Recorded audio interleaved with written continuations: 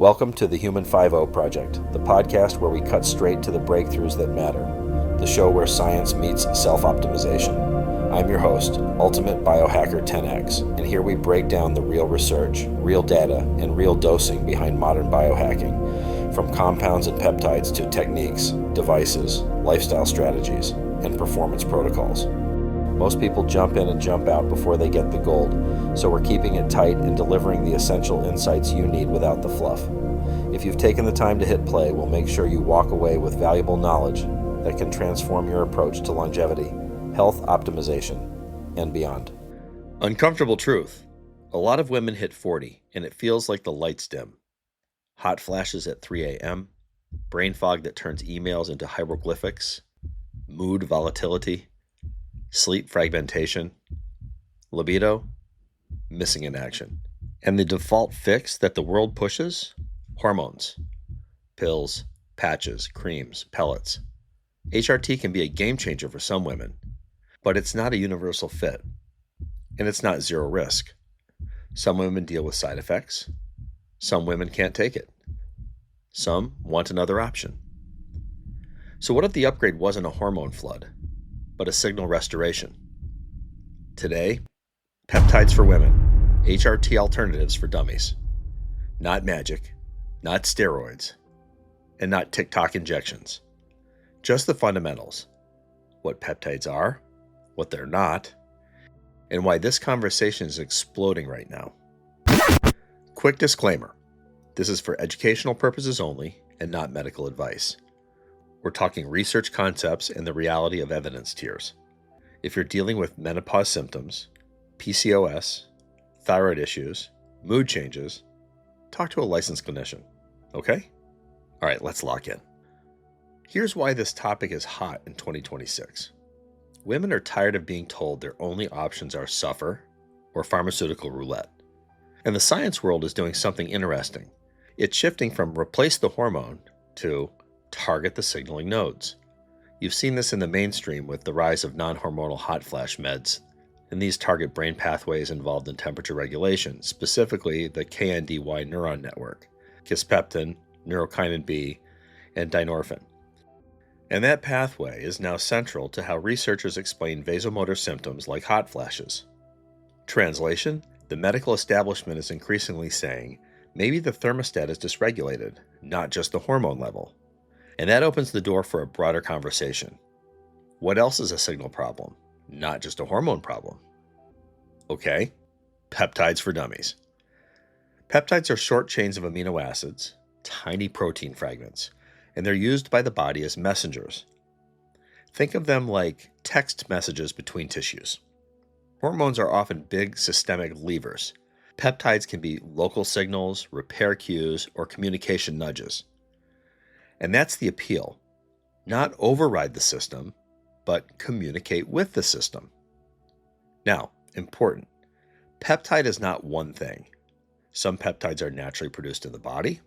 Some are synthesized versions of natural signals. Some are investigational. Some are marketed irresponsibly. Some have human data.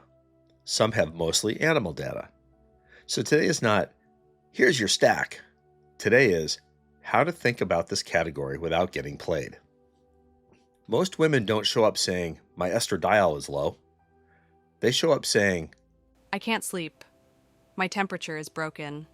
My joints feel older than my age. My mood swings are wrecking my relationships. My belly fat distribution changed and I didn't change my lifestyle. My training recovery is slower. My digestion is off. My anxiety feels louder. So here's the lens I like. Women's hormone chaos usually shows up as four systems breaking rhythm. Thermostat, hot flashes and night sweats. Sleep architecture, wake-ups, insomnia, and shallow sleep. Brain energy, focus, motivation, and mood. Body composition and recovery, muscle retention, fat distribution, and inflammation. Peptides, when they are real and appropriate, are usually pitched as tools that might support one of these rhythms. But the key word is support. Let's talk evidence tiers because this is where people get scammed. Tier 1, approved therapies with large human trials and regulated manufacturing.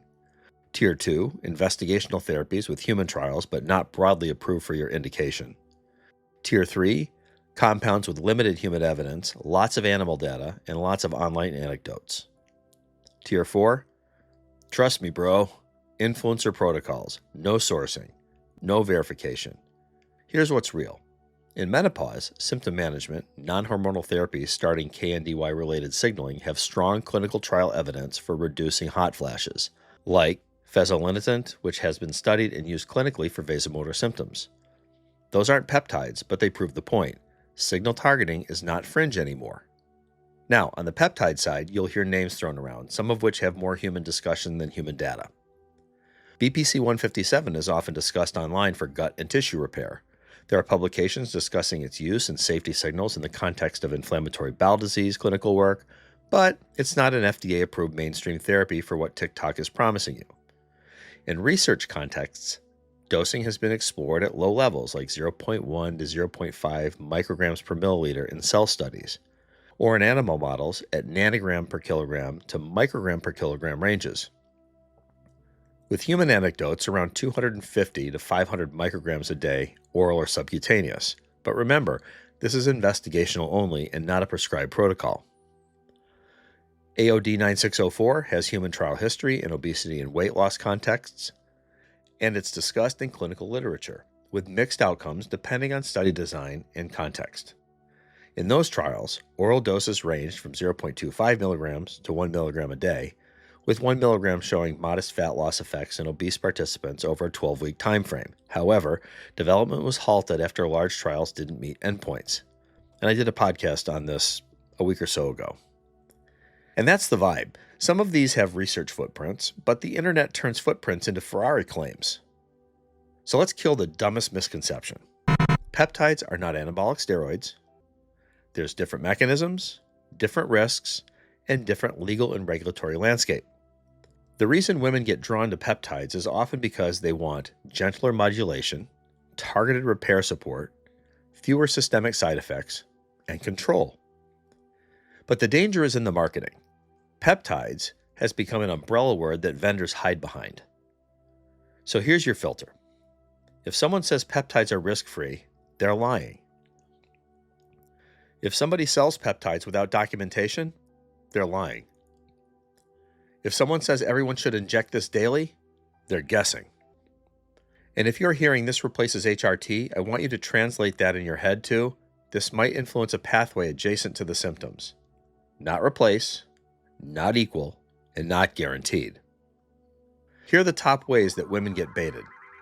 No sourcing, no verification, no independent testing, no documentation. You walk away, full stop. The dose escalation trap. Online forums love maximum doses. Real physiology loves minimum effective doses. The ignore rhythm mistake. Women's physiology is rhythm-based. Sleep rhythm, stress rhythm, cycle rhythm. Even in perimenopause, there's still a pattern. If you treat the body like a static male baseline, you get static results. Treating peptides like shortcuts. Peptides, if anything, tend to amplify the basics. If you're sleeping 4.5 hours, eating chaos, and never lifting, you're not biohacking, you're gambling. All right? So here's a safe, sane 80-20 that actually helps, without playing doctor. Step 1, baseline check. If symptoms are significant, you need a baseline with a clinician. At minimum, you're often looking at thyroid markers, iron status, glucose and insulin trends, and reproductive hormone context, depending on age and situation. And yes, this can include estradiol and FSH context for menopause transition, but interpretation does matter. Step 2, pick one target system. Don't choose 6 symptoms with 6 compounds, just choose one. Sleep, vasomotor symptoms, gut inflammation, body comp and recovery, mood, cognitive energy. Step 3, track like an adult.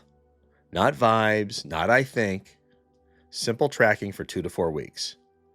Hot flash count if relevant, sleep awakenings, mood scale 1 to 10, energy scale 1 to 10, training recovery notes, waist, hip, or body comp metrics if that's the target. And step 4, Stack the foundations. If you want hormones to behave, your inputs have to behave. Protein-anchored breakfast, walk after meals, resistance training 2 to 4 times a week, and a consistent sleep window. That isn't influencer content, but it's the base layer that makes everything work better. And if you're exploring research peptides under medical guidance, remember dosing is always investigational. Things like Hispeptin mimics in trials at 0.24 to 10 microgram per kilogram boluses for gonadotropin stimulation, or BPC 157 anecdotes at 250 to 500 micrograms daily for gut repair, but only with pro-oversight and not as self-experimentation. Biggest mistakes I see? Skipping the medical differential, thyroid dysfunction, anemia, sleep apnea, depression, medication effects. These can mimic hormone issues. Overdosing and stacking too early? If you can't tell what caused what, you're not optimizing, you're just adding more variables and more confusion. Ignoring sleep and stress? If cortisol rhythm is wrecked, the rest of the system follows. Buying mystery vials from the internet? If you do anything in this category, it should be guided by a real clinician with real sourcing and certificate of authenticity. Here's the one-line takeaway for this episode. Peptides are not HRT. They're closer to your body's whisper network, signals that may nudge systems back toward rhythm. Next, we'll do part 2, red flags, realistic evidence tier stacks for PCOS and menopause support, and how to avoid getting wrecked by influencer protocols. If you're a woman listening, drop a comment. What's your biggest hormone headache right now? Sleep? Hot flashes? Mood? Belly fat distribution? Recovery? I read them, and I'll build part 2 around what you're actually dealing with. Stay grounded, stay questioning, stay sharp. This is Ultimate Biohacker 10X, and I'm out. Thanks for listening to the Human 5.0 Project. If you found value in today's episode, share it with someone who's ready to elevate their biology. Make sure to follow the show for weekly deep dives into peptides, protocols, devices, lifestyle strategies, and the science of high-performance longevity. Until next time, stay curious, stay optimized, and stay 10X.